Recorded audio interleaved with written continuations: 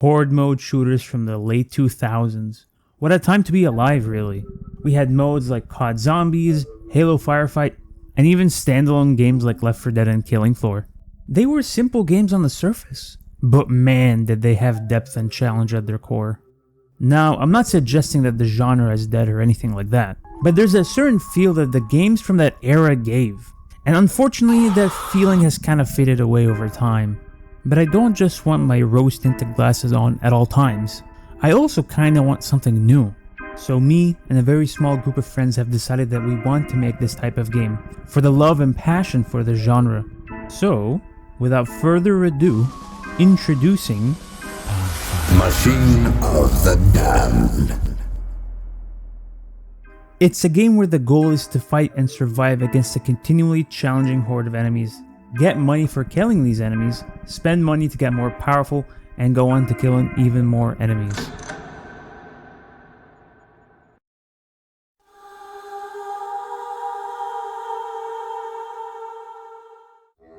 If there were genre tags just for art direction, the ones for this game would be cel-shaded, sci-fi, grimy, stylized, retro, and a hint of futurism mixed in there. Now, this goes without saying, but this game's visual style is not final yet, but damn is it close. There were a lot, and I mean a lot of inspirations and references for this game's art direction and vibe. And what I really wanted was to go for something that was retro yet contemporary. Something grimy yet clean. Something stylized yet realistic. Did I achieve that? Maybe, I'm not actually sure. Regardless of that though, I'm still very happy with the way the visuals have turned out so far. Now, that doesn't mean I'm done iterating on it or improving it, so there's still quite the road ahead. What is good art really, without a great reference to be the foundation of your work? And this game's visuals had many sources of inspiration. See, for me, I wanted to go with something that looked like Dusk, Call of Duty World at War, mixed in there with Borderlands 1. I know, it's quite the odd combo, but really that's what I was going for. But to be more specific, I wanted the pixelated textures of Dusk and some other retro-inspired games, with the lighting and atmosphere of World at War, plus the cel shading of Borderlands 1. Now, if you've ever played those games, you'd know that they have a somewhat oppressive atmosphere and vibe to them. So much so, they were pretty much in between pseudo-horror and actual horror. And those are the qualities I'm going for with our game. Now, of course, there are other games that have inspired me, like RE4, which is a given considering my previous point, and even the Rapture Bioshock games for their destroyed and somewhat liminal environments. And trust me, there are many, many more, and maybe one day I'll talk about all of them, but for now, I'll move on to...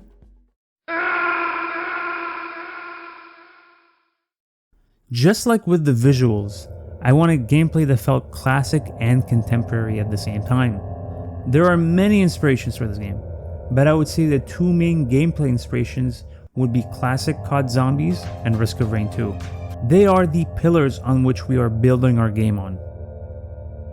The best way to describe the gameplay is with three pillars, which are what I like to call the big 3 M's: the micro, macro, and meta progression.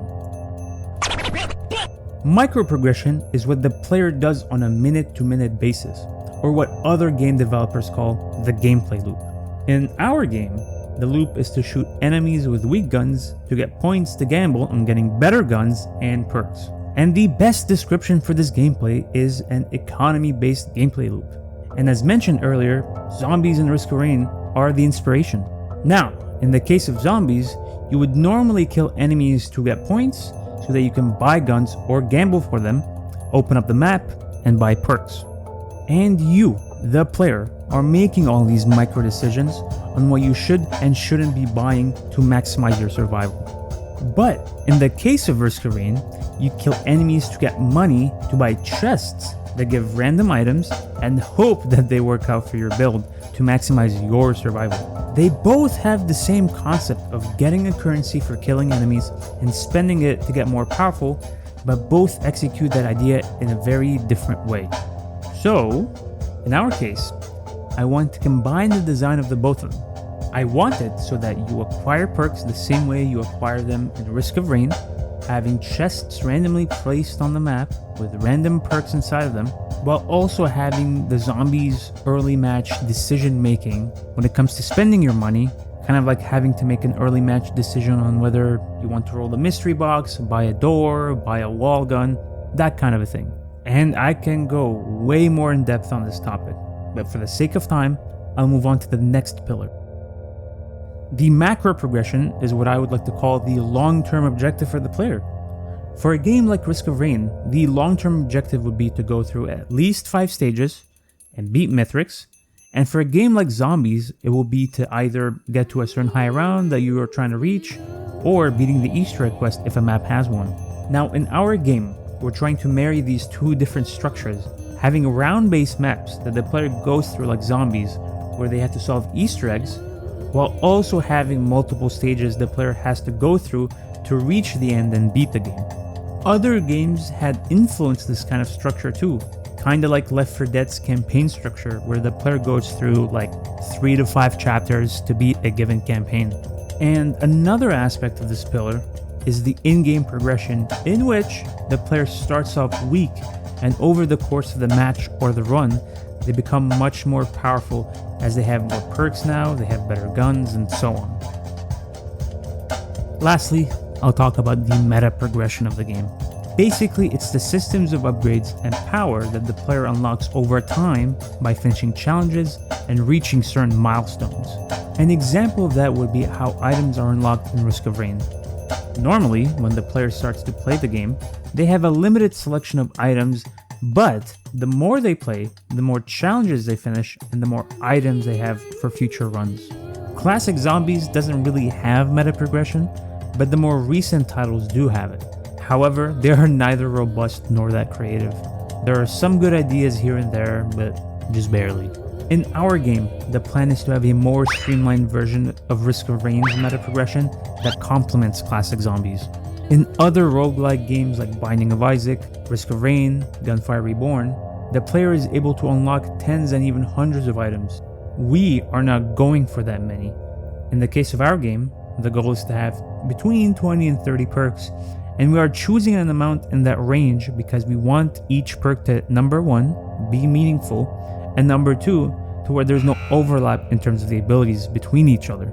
The plan is to also have some weapons and some other aspects of gameplay locked behind certain milestones, and at the moment, I'm not ready to talk about them yet.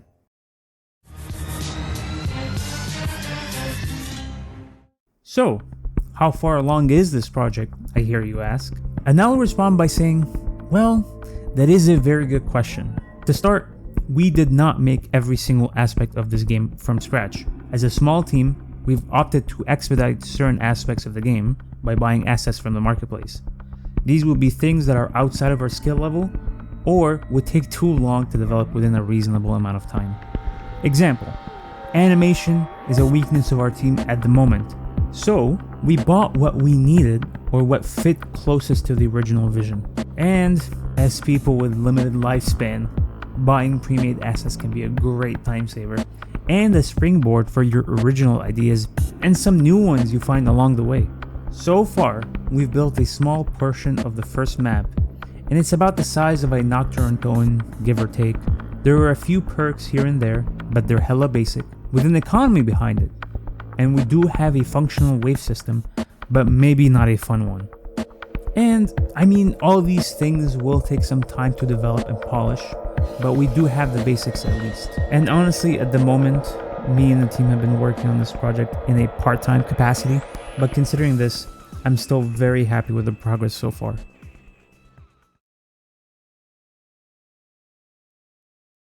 So yeah, this is it, what I have so far. And I'm just glad you made it this far. Thank you. As for the future, the plan is to continue development as best and as fast as we can for you, the audience. If you'd like to keep up with us, maybe consider subscribing. But lastly, feedback is more than welcomed. You could like or dislike, maybe leave a comment, or join our Discord and leave your comments over there. Link is in the description. Also, wishlist the game before I come to your house.